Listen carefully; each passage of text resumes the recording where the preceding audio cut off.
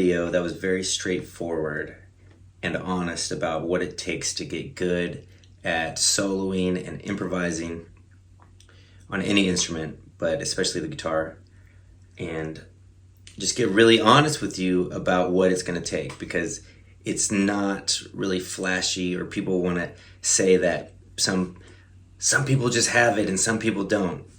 That's bullshit. Anyone can develop it, and anyone can be a improviser or a masterful soloist on the guitar. I mean, even somebody like Mozart, they hold him up as this ideal of the natural musician, but they are not taking into account that his dad was a music teacher, and he had been training every day, all day, since he was 4. And even he really didn't compose something worth mentioning until he was about 19 or 20 years old. So yes, he had all the training and years of it. Maybe he had some predisposition, but at the end of the day, it's going to be about daily practice and pushing yourself to do something that you can't do yet. And I'm going to give you a strategy that's going to work for you. If you take this on for a year or 2 years, you will know yourself differently. Step 1, set up a place to practice. If you have to bring your guitar out and set up all your gear before you even start to practice, it's going to be a lot more work, and it's going to be a lot harder to get motivated. So set up a practice station where all your stuff is set up. Next, you're going to want to practice things that you can't do yet.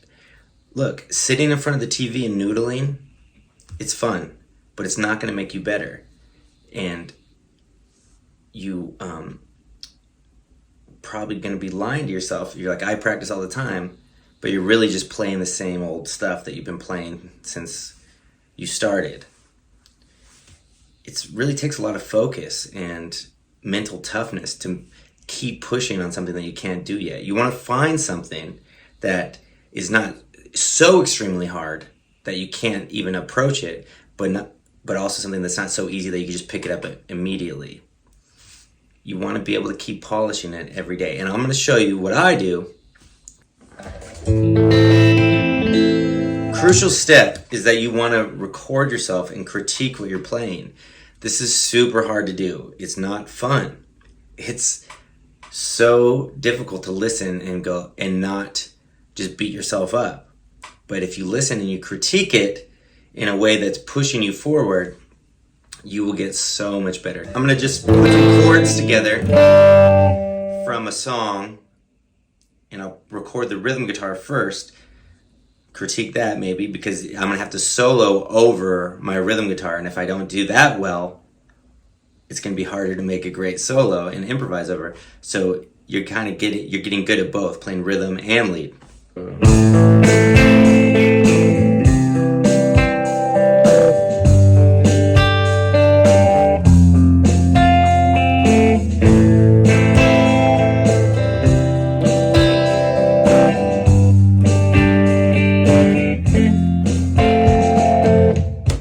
Okay, now I'm going to set that up to loop over and over and over again. And I'm just going to take a really small chunk, 8 bars, and I'm going to craft a solo. So it seems like when people are improvising, they're just making it up on the spot. And in some cases they are, but there's usually a strategy involved, or they've practiced similar phrases so many times that it just sounds so in the pocket and so inspired when they're performing live.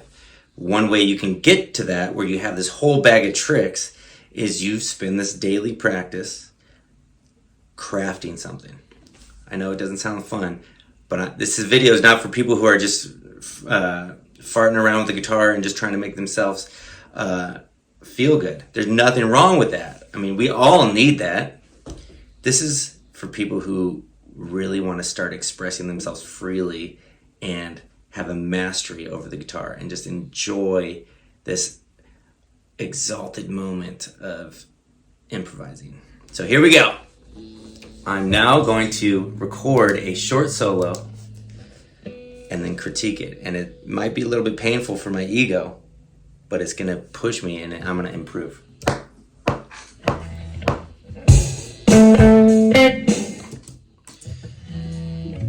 There's a little bit of frustration when the gear doesn't do what you want it to do. Sometimes the computer shuts down and I want to throw this guitar. That's what just happened while I'm trying to record this. That's okay. Deep breath. Just let it go. Now I'm going to record the solo. Sometimes the technology drives me insane. Here we go.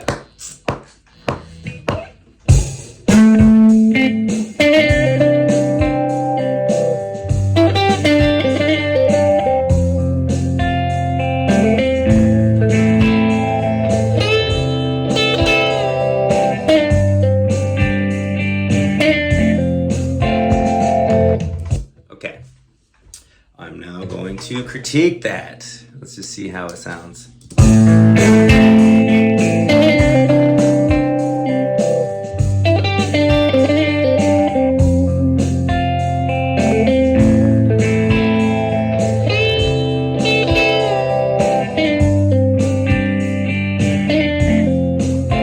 Okay, to me, that just sounded a little bit unfocused and noodly.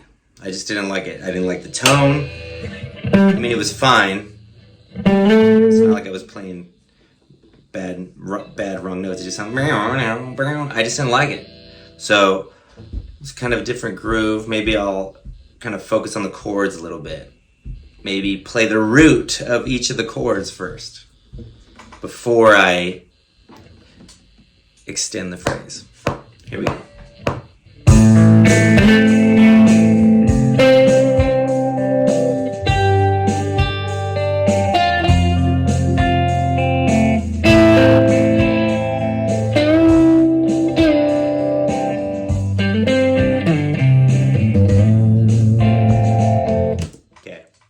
So let's hear it. I tried to put a lick that I knew would work at the end just to give it some kind of shape and excitement at the end.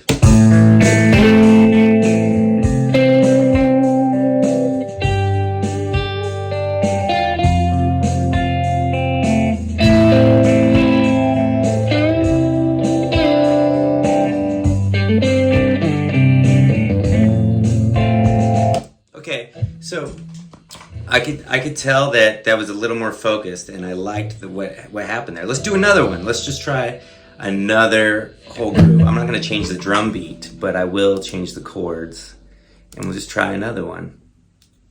Of course, just having to play on other people's records and doing remote recording of solos for people has really improved my ability to make something super focused and composed.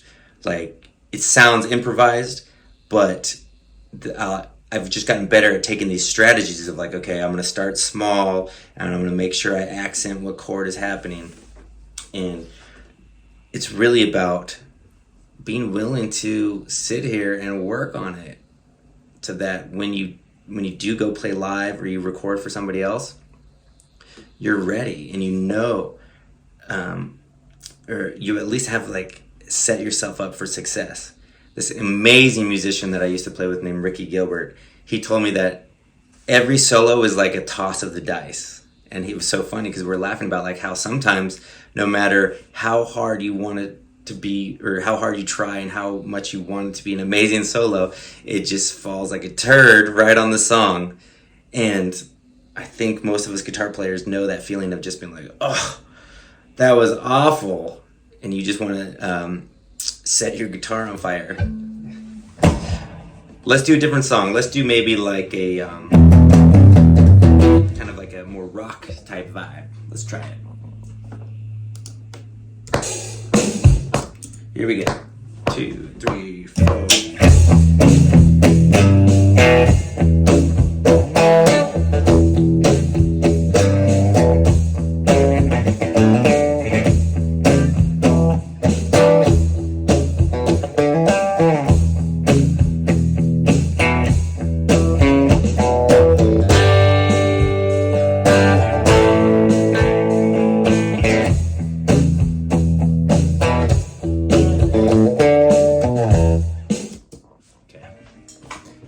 Got my backing track.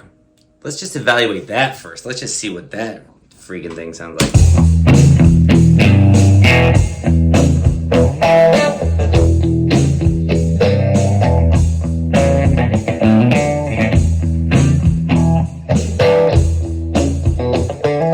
Time could be better. That's okay.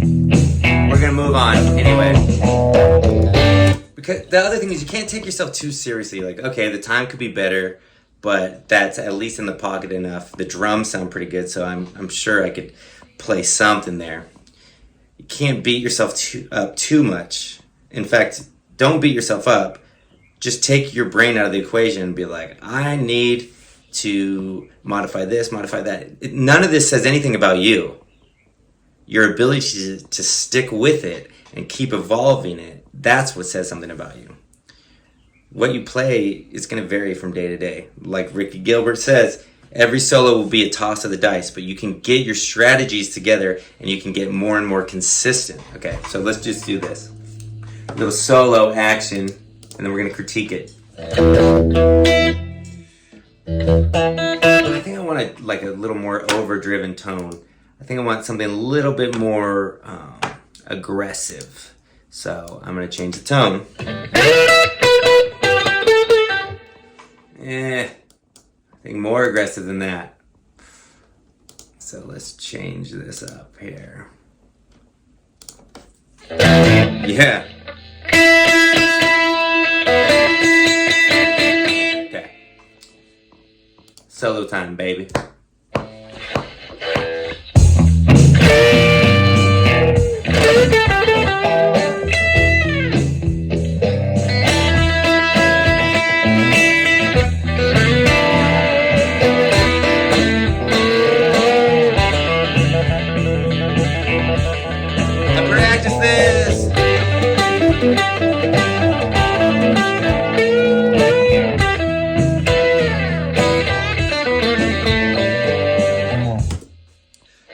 Real with you guys.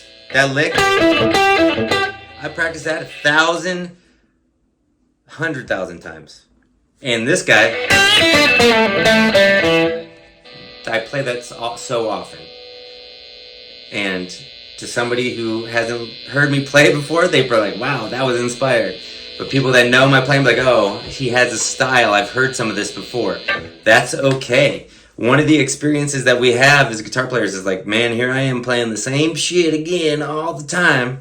We all feel like that on this side of the guitar. But your audience doesn't know, man. And if you're going to practice something 1,000 times, make sure you love it. Choose learn the licks that you just are super inspired by. Here we go. Let's critique this bad boy.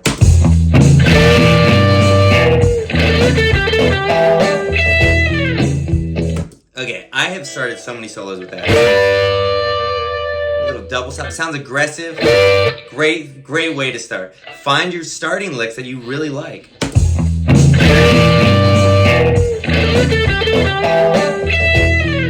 You have to like your own playing.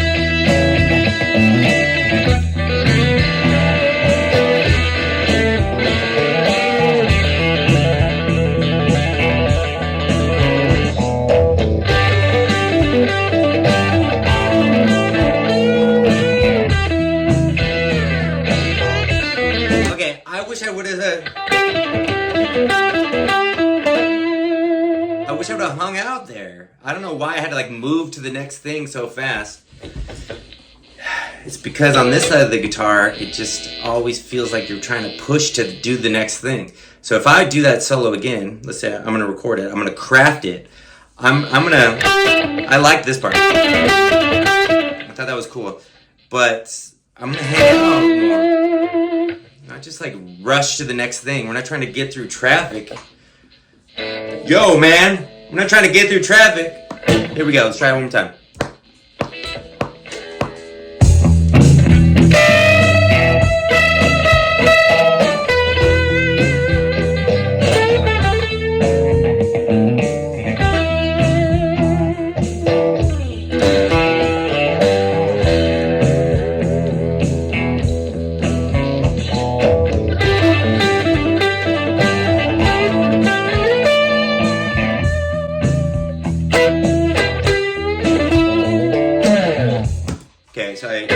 posted a note there, but I did hang out on that right at the end, and I liked it. I noticed that when I see Billy Gibbons, one of my favorite guitar players, play, I rarely see him play anything besides E minor pentatonic stuff, blues licks, but there's something about the way that he's just so relaxed and he's just playing with so much confidence. He's never in a rush to get to anything, and I want that in my playing. Let's see if I pulled it off a little bit better. I did flub one note at the end, but...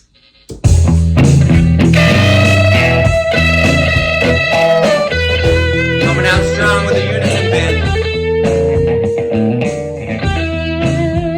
Vibrato, long note.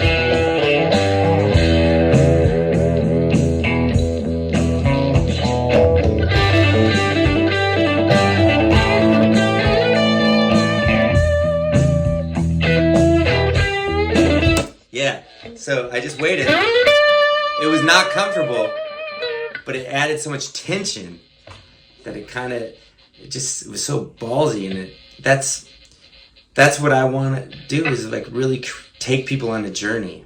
I see so many guitar players. I see so many cats, they can play way faster than me, and they have all the licks and all the chops, but their playing doesn't do anything for me. And I think a lot of us can relate. We're like, wow, that sounded cool, but it didn't make the hair on my arm stand up. It didn't make me completely engage. People like Billy Gibbons, even Stevie Ray, who plays a lot. Stevie Ray Vaughan, who plays a lot of notes and stuff. But when he's really like taking you on this journey, there's nothing else happening. Jimmie Vaughan, of course, everything he plays is like, I'm on the edge of my seat, because he's really using the rhythm and the phrasing to create this tension. And I'm all over the place digressing in this lesson. Take this away. You want to set up a practice station. You want to practice every day, and you want to record yourself and critique it back. Not beat yourself up, but critique it and see if you could do it better. That is how you're going to get better over time, and that's how you're going to really have confidence when you go to play a solo. I hope you guys like this lesson, and I hope this provided something for you. See you next time.